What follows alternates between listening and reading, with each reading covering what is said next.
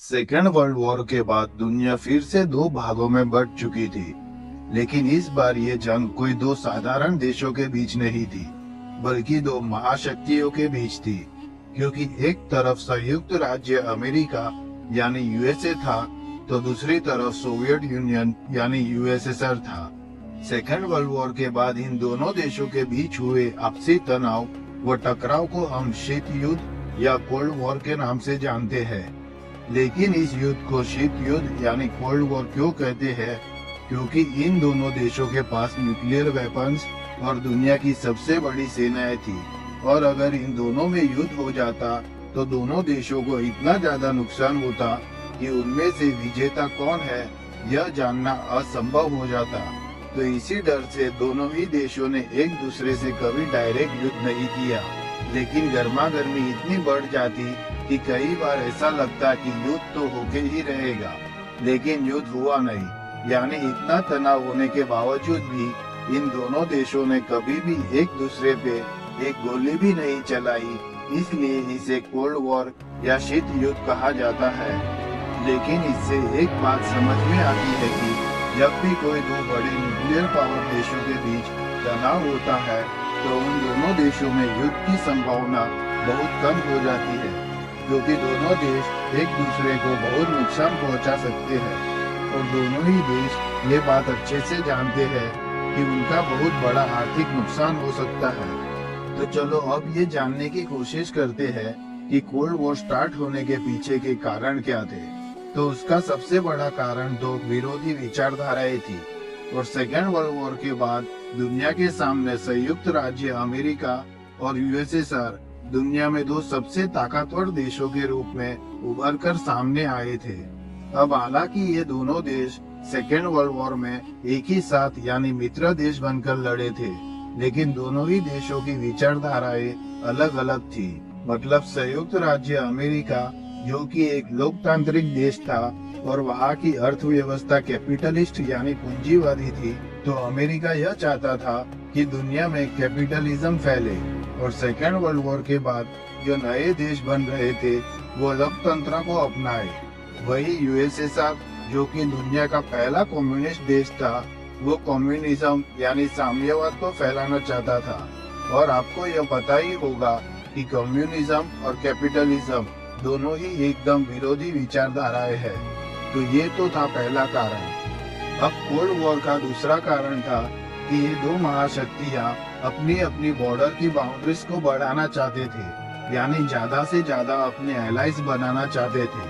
असल में second world war के बाद कई देश या तो आजाद हुए थे या तो नए बने थे। तो ये दोनों महाशक्तियां इन नए आजाद हुए देशों को अपने अपने ग्रुप में मिलाना चाहते थे, यानी अपने एलाइज बनाना चाहते थे। भारत भी इनमें से एक था, जिसे 1947 में आजादी मिली थी, लेकिन भारत ने किसी की भी साइड लेने से मना कर दिया और वो खुद अपने बनाए गए कानून और नियमों से चलना चाहता था।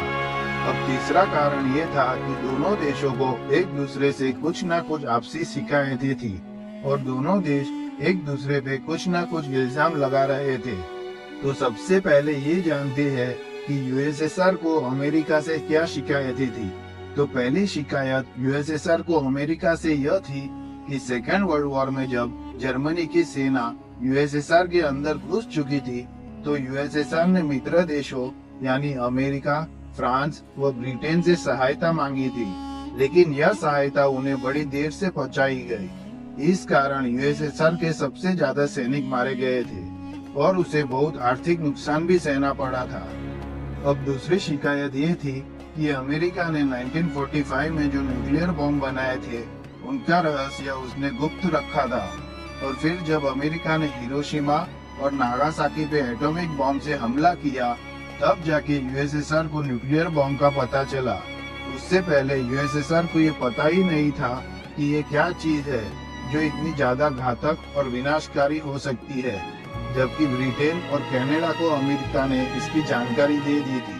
तो अब यूएसएसआर को ऐसा लगने लगा कि अमेरिका ने उसके साथ धोखा किया है, और ये एक ऐसी मित्रता है जिसमें एक दूसरे पे जरा भी भरोसा नहीं है। अब यूएसएसआर को तीसरी शिकायत पोलैंड को लेकर थी, यूएसएसआर ये चाहता था कि ईस्टर्न पोलैंड पर उसका कब्जा बना रहे, क्योंकि यूएसएसआर का कहना था कि जब अमेरिका वर्ल्ड वॉर 2 में इन्वॉल्व भी नहीं हुआ था, तब 1939 में ही यूएसएसआर ने पोलैंड पर कब्जा कर लिया था। इसलिए यूएसएसआर पोलैंड को छोड़ने के लिए तैयार नहीं था, जबकि दूसरी तरफ अमेरिका, ब्रिटेन और फ्रांस इसका विरोध कर रहे थे।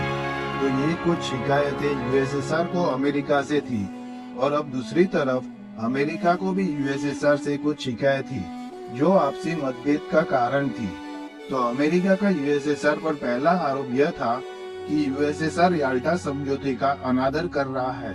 दरअसल याल्टा सम्मेलन 1945 में अमेरिका के प्रेसिडेंट रूजवेल्ट, ब्रिटेन के प्राइम मिनिस्टर चर्चिल और यूएसएसआर के लीडर स्टालिन के बीच में हुआ था, और इन तीनों देशों ने आपस में कुछ समझौते किए थे, जिनमें यह तय हुआ था कि आगे जर्मनी के साथ कैसा व्यवहार करना है और यूरोप का आगे का भविष्य कैसा होगा। और इस सम्मेलन में पोलैंड में स्वतंत्र इलेक्शन व्यवस्था को मान्यता देने की बात पर सहमति हुई थी। लेकिन सेकेंड वर्ल्ड वॉर के खत्म होने के बाद स्टालिन अपने वादे से मुकर गया और वहां पर अपनी कम्युनिस्ट सरकार को ही सहायता देने लगा। स्टालिन ने वहां पर अमेरिका और ब्रिटेन के अधिकारियों के आने पर पाबंदी लगा दी और पोलैंड की दूसरी पार्टी के नेताओं को गिरफ्तार करना शुरू कर दिया। उसने समझौते की शर्तों के खिलाफ हंगरी, रोमानिया, चेकोस्लोवाकिया और बल्गेरिया में भी अपना प्रभाव बढ़ाना शुरू कर दिया। इस तरह याल्टा समझौते के विपरीत कार्य करके सोवियत यूनियन ने आपसी दुश्मनी को और बढ़ावा दिया। अमेरिका का यूएसएसआर पर दूसरा आरोप यह था कि वह संयुक्त राष्ट्र संघ यानी यूएन में बार बार गलत तरीके से अपना वीटो प्रयोग करता था और हर प्रस्ताव पर अड़ंगा लगा देता है।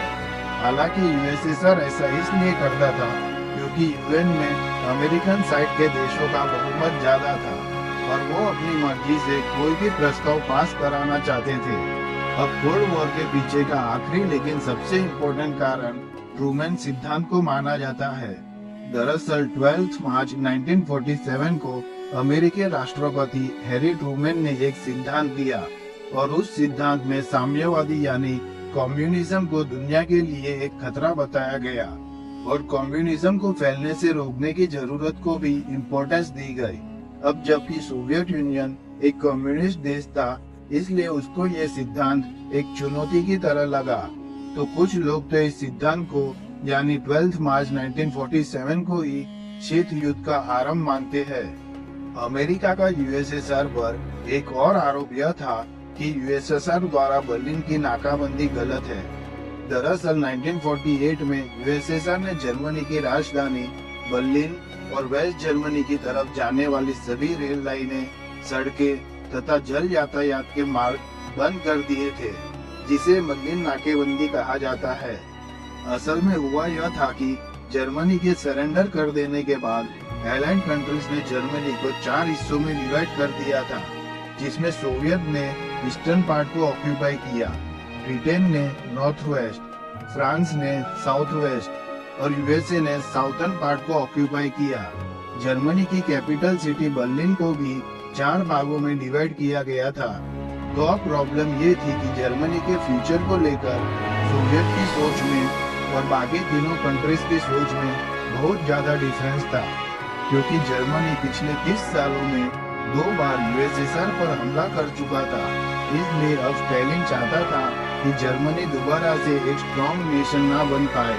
स्टालिन चाहता था कि जर्मनी हमेशा गरीब रहे, दूसरी कंट्रीज पे डिपेंडेंट रहे, ताकि दोबारा से वो यूएसएसआर पर किसी तरह का हमला ना कर पाए। वही यूएसए और ब्रिटेन की सोच जर्मनी को लेकर इससे बिल्कुल अलग थी।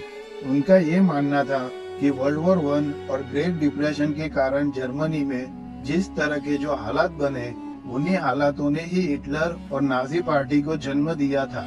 इसलिए यूएसए और ब्रिटेन का यह मानना था कि अब जर्मनी को एक आजाद और प्रॉस्परस डेमोक्रेटिक देश बना देना चाहिए।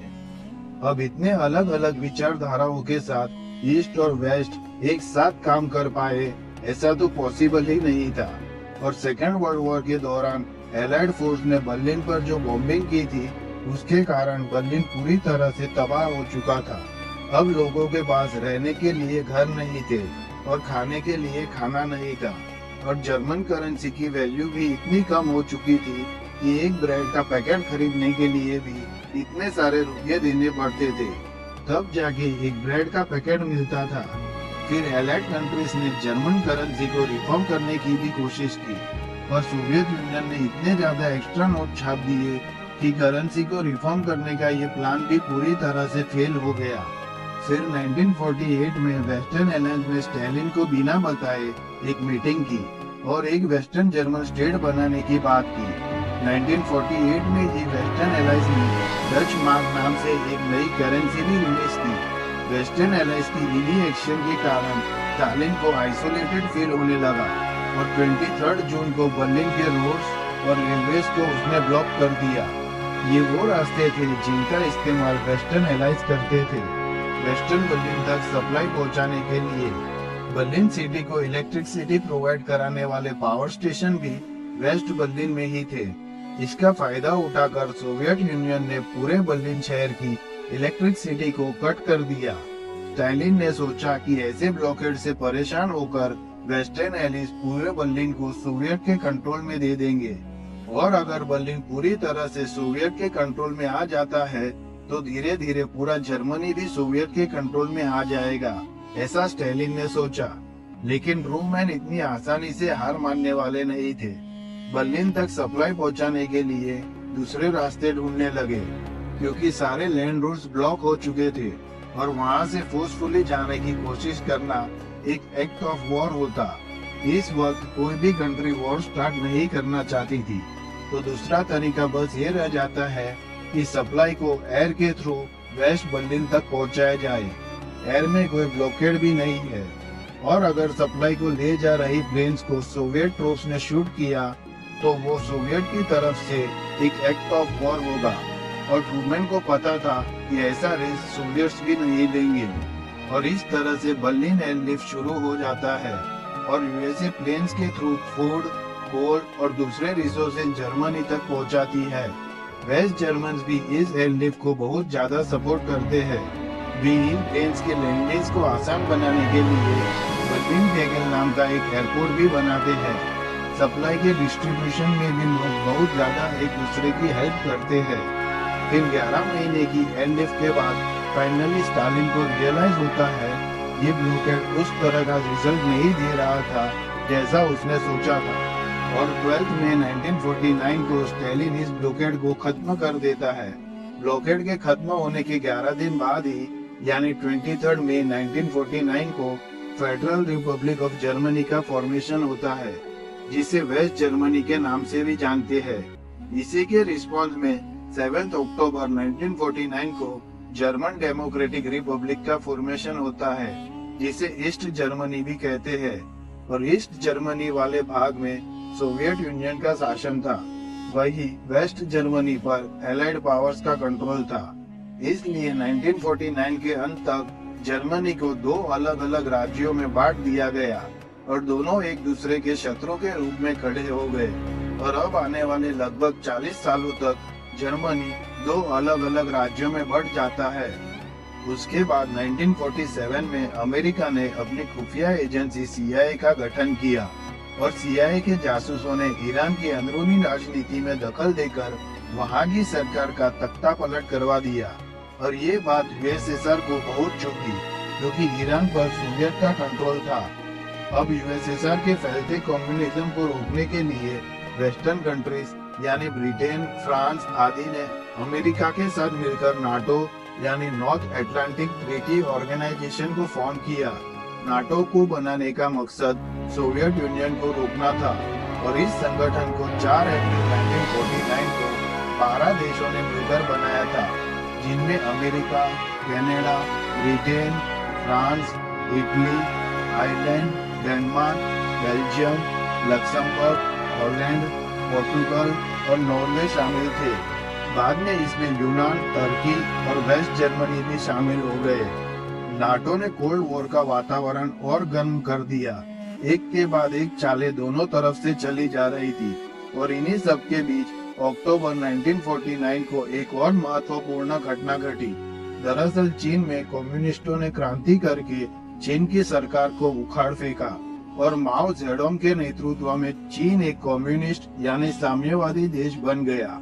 अब सोवियत के घड़े में एक और कम्युनिस्ट देश जुड़ चुका था।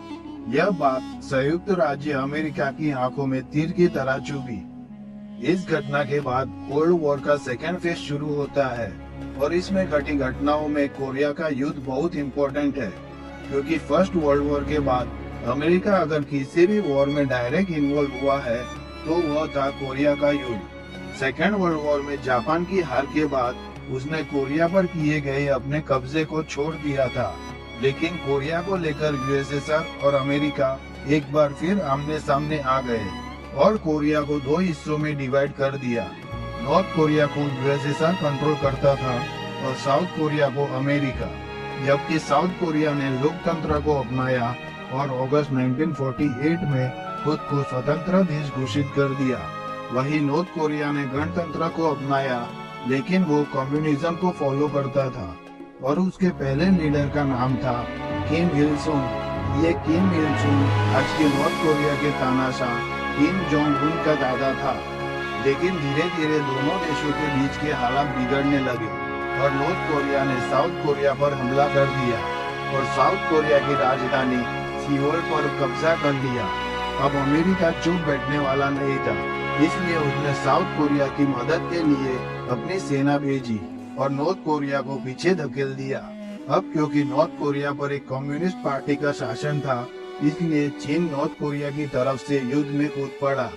यह लड़ाई काफी लंबी चली। इसमें अमेरिका के करीब 1,30,000 से भी ज्यादा सैनिक मारे गए, जबकि 30 से 40 लाख कोरियाई सैनिक और नागरिक मारे गए। निश्चित तौर पर यह एक बहुत बड़ा युद्ध था और ज्यादा तबाही रोकने के लिए युद्ध विराम के लिए एक लंबी वार्ता चली और आखिरकार 1953 में युद्ध विराम की घोषणा हो गई और दोनों कोरियाई राज्य लड़ाई से पहले वाली स्थिति में पहुंच गए और अब नॉर्थ कोरिया और साउथ कोरिया नाम के दो देश बन गए। इस लड़ाई ने एक बार फिर पूंजीवादी और कम्युनिस्टों के बीच की दूरी को और बढ़ा दिया और फिर 1953 में ही इस आग में घी का काम करने वाली एक और घटना घटित हुई और अगस्त 1953 में यूएसएसआर ने भी अपना पहला न्यूक्लियर टेस्ट किया और दुनिया में अपने न्यूक्लियर पावर पर इतराने वाले अमेरिका को एक और झटका लगा, क्योंकि अब वो अकेला देश नहीं था जिसके पास न्यूक्लियर वेपन्स थे। दुनिया अब और डर में आ गई, क्योंकि यूएसएसआर और अमेरिका का तनाव सबको पता था। ऐसे में दोनों देशों के पास न्यूक्लियर वेपन्स होना बारूद के ढेर में चिंगारी की तरह था। दोनों महाशक्तियां अब अधिक से अधिक न्यूक्लियर वेपन्स बनाने की रेस में लग गई और एक तरह की न्यूक्लियर कंपटीशन देखने को मिली और एक समय यूएसएसआर और अमेरिका दोनों इस कंपटीशन में इतने आगे निकल गए कि उनके पास उस वक्त करीब 26,000 न्यूक्लियर वेपन्स थे और यही देखा देखी में दोनों देश शिप्स में, एयरक्राफ्ट में, सबमरीन में और ऐसे ही अलग अलग जगह पर न्यूक्लियर वेपन्स तैनात करने लगे थे। फिर आती है स्पेस में जाने की कंपटीशन। वर्ल्ड वॉर 2 के बाद सोवियत यूनियन और अमेरिका दोनों ही देश दुनिया के सुपर पावर बनने की कंपटीशन में लगे हुए थे। इन दोनों के बीच एक कंपटीशन शुरू हुआ था कि स्पेस में सबसे पहले सैटेलाइट कौन भेजता है, तो इसमें यूएसएसआर जीत गया, क्योंकि ईयर 1957 में दुनिया का पहला सैटेलाइट यूएसएसआर ने भेजा था स्पेस में, जिसका नाम स्पुतनिक 1 था। फिर स्पेस में पहला इंसान कौन भेजता है, तो उसमें भी यूएसएसआर जीत गया, क्योंकि स्पेस में जाने वाला दुनिया का पहला इंसान यूएसएसआर का यूरी गैगरिन था, जो ईयर 1961 में स्पेस में गया था। फिर एनिमल में भी यूएसएसआर का लाइका नाम का कुत्ता पहली बार स्पेस में गया था, यानी यूएसएसआर इन सब में अमेरिका से बहुत आगे था। फिर अमेरिका और वेस्ट यूरोपियन कंट्रीज द्वारा बनाए गए नाटो का जवाब देने के लिए यूएसएसआर ने 14 मई 1955 को वॉर्सो पैक्ट या वॉर्सो समझौता कर लिया। यूएसएसआर द्वारा किए गए इस वॉर्सो पैक्ट में ईस्टर्न यूरोप के समाजवादी देश शामिल थे, जिनका मकसद कैपिटलिज्म के बढ़ते प्रभाव को रोकना था। और कुछ इस प्रकार एक बार फिर दुनिया दो भागों में बढ़ गई, एक तरफ सोवियत ब्लॉक तो दूसरी तरफ अमेरिका। दुनिया दुनिया का दो भागों में बढ़ जाना यानी बाइपोलर हो जाना नए बन रहे देशों के लिए चिंता का विषय था, क्योंकि वे अपनी सुरक्षा को लेकर चिंतित रहते थे और वे किसके साथ जाए और किसको सपोर्ट करे ये उनके लिए एक प्रश्न बना हुआ था। यही से कहीं न कहीं गुटनिरपेक्षता का सिद्धांत भी निकलकर सामने आया। कुछ नए आजाद हुए देश जो दोनों में से किसी से न जुड़कर खुद को बरकरार रखना चाहते थे, उन्होंने मिलकर गुटनिरपेक्षता के सिद्धांत को अपनाया। साधारण शब्दों में समझे तो गुटनिरपेक्षता का मतलब था कि हम किसी भी गुट की तरफ अपना झुकाव नहीं रखेंगे और बिना किसी भी गुट के दबाव में आए हम अपने फैसले निष्पक्ष तरीके से लेंगे। फिर इस घटना के बाद कोल्ड वॉर के दौरान जो सबसे बड़ी घटनाएं घटी उनमें से एक था वियतनाम वॉर। अगर विस्तार से वियतनाम वॉर को समझे तो सेकेंड वर्ल्ड वॉर के बाद फ्रांस ने वियतनाम पर अपना कब्जा जमाने की कोशिश की थी। इस काम में ब्रिटेन ने और फिर बाद में अमेरिका ने उसे सहायता दी थी और फ्रांस के खिलाफ जो वियतनामी सेना लड़ रही थी उसे यूएसएसआर और चीन का सपोर्ट था। लेकिन ज्यादातर वियतनाम की सेना अपने ही बलबूते पर लड़ रही थी, क्योंकि वियतनाम की सेना को वहाँ के लोगों का सपोर्ट था। और फिर 1954 आते आते वियतनाम की सेना ने फ्रांस को हरा दिया और 12,000 फ्रांसीसी सैनिकों को बंधक बना लिया। अमेरिका अभी तक सीधे तौर पर वियतनाम के युद्ध में नहीं कूदा था, लेकिन फ्रांस उस पर इस बात का दबाव बना रहा था कि वो युद्ध में शामिल हो। अमेरिका ने अब धीरे धीरे दक्षिण वियतनाम में अपने सैनिक भेजने शुरू किए और 1967 तक वियतनाम में अमेरिकी सैनिकों की संख्या 5 लाख तक पहुंच गई। वियतनाम में अमेरिका द्वारा लड़ी गई यह लड़ाई इतिहास में अमेरिका द्वारा लड़ी गई सबसे ज्यादा जनता द्वारा नापसंद की गई लड़ाई थी। सारी दुनिया इस लड़ाई की निंदा कर रही थी। अमेरिकी सेना दक्षिण वियतनाम में प्रभावशाली थी और वह उत्तरी वियतनाम की सेना के खिलाफ लड़ रही थी। इस युद्ध में लाखों मासूम लोगों की जान गई और जब अंत में 1973 में अमेरिकी सेना युद्ध न जीत सकी तो उसे वियतनाम से भागना पड़ा।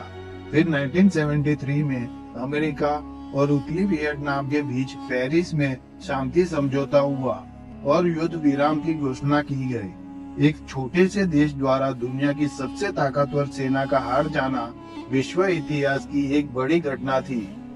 इस घटना के बाद जो अगली सबसे बड़ी महत्वपूर्ण घटना थी वह थी क्यूबन मिसाइल क्राइसिस। दरअसल क्यूबा नॉर्थ अमेरिकन कॉन्टिनेंट का एक छोटा सा आइलैंड है जिसमें एक कम्युनिस्ट सरकार थी और फिडेल कैस्ट्रो इस देश के राष्ट्रपति थे। कम्युनिस्ट देश होने के कारण क्यूबा का अलायंस यूएसएसआर से था, लेकिन यूएसएसआर को ये डर था कि अमेरिका क्यूबा पर हमला करके वहाँ की कम्युनिस्ट पार्टी का तख्ता पलट कर देगी। इसी कारण यूएसएसआर के जो नेता थे निकिता क्रुश्चेव, उन्होंने क्यूबा में अपना आर्मी बेस बनाने का फैसला किया और 1962 में क्यूबा की सहमति पर यूएसएसआर ने क्यूबा में न्यूक्लियर मिसाइल्स तैनात कर दी।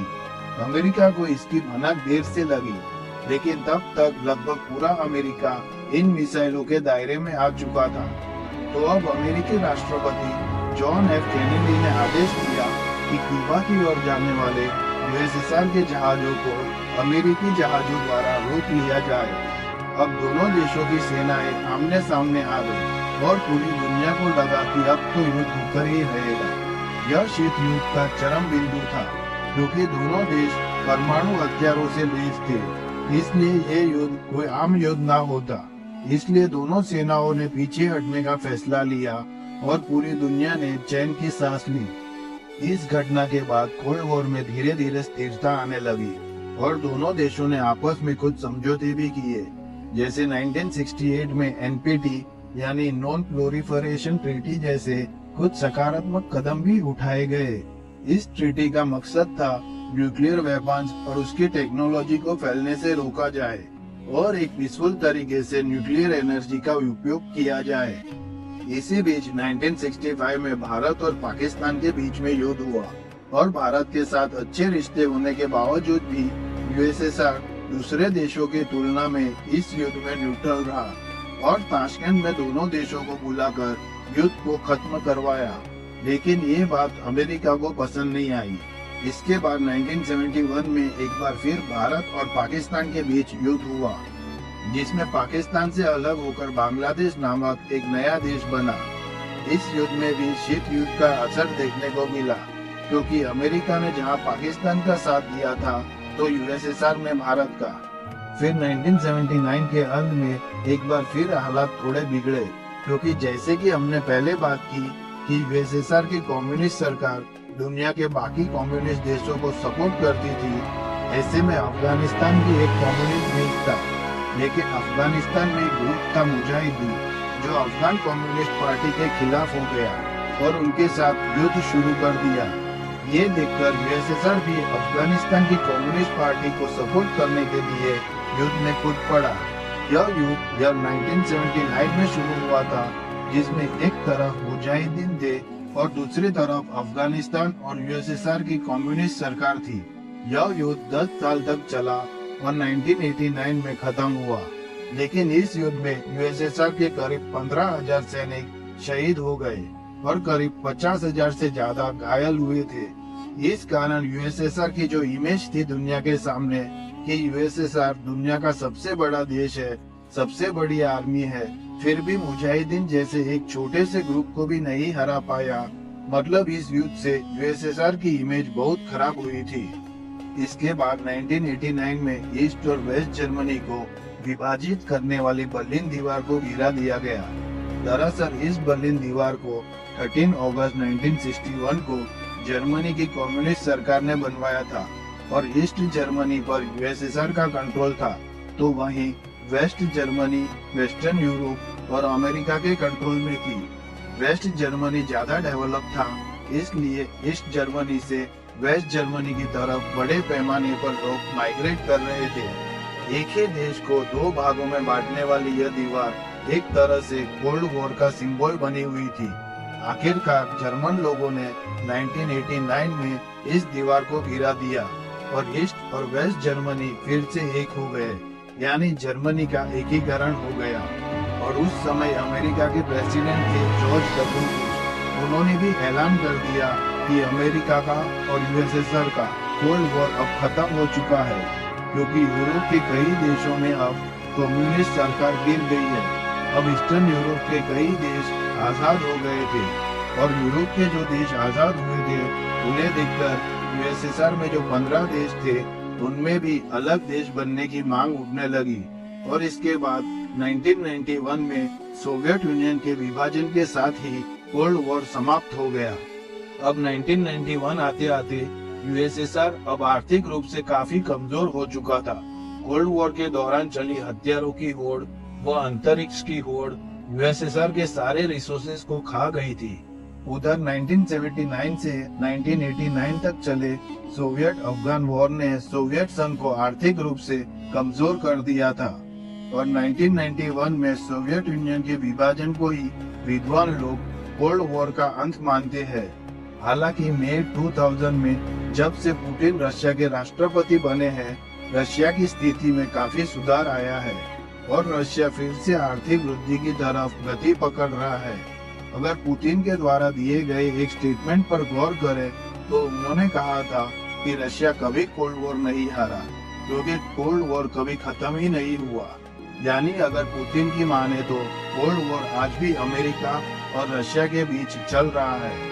और अगर हाल फिलहाल की घटनाओं को देखें तो इस स्टेटमेंट को नकारा नहीं जा सकता। तो दोस्तों आज की वीडियो में बस इतना ही। अगर वीडियो अच्छी लगी हो तो लाइक, शेयर और सब्सक्राइब करना मत भूलना। Thank you.